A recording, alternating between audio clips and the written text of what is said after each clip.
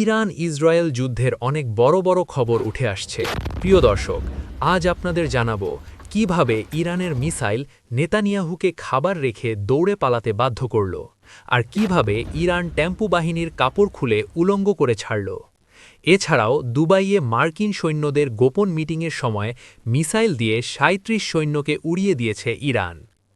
ইরানে যেমন তাদের প্রেসিডেন্ট এবং মন্ত্রীরা জনগণের মাঝে যাচ্ছেন, বিভিন্ন জনসমাবেশে পাবলিকলি ঘুরে বেড়াচ্ছেন, সেটা দেখে নেতানিয়াহুও ভেবেছিল আমিও সাধারণ মানুষের মাঝে পাবলিকলি ঘুরে বেড়ায়ে বিশ্বকে একটু দেখিয়ে দেই।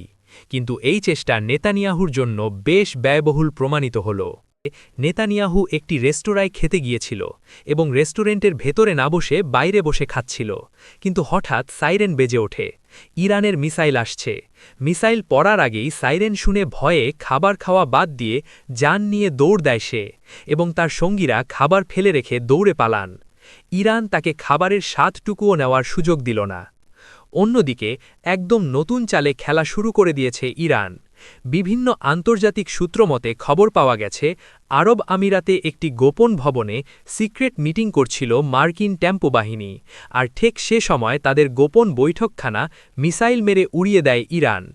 এ হামলায় টেম্পো বাহিনীর ৩৭ জন উপরের টিকিট কেটেছে বলে জানা গেছে।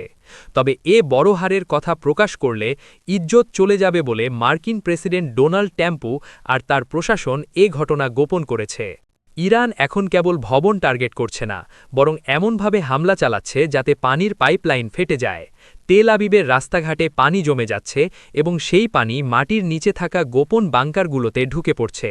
বাংকারে পানি ঢুকে পড়ায় ইসরায়েলিরা সেখানে আর থাকতে পারছে না এবং বাইরে বেরিয়ে আসতে বাধ্য হচ্ছে।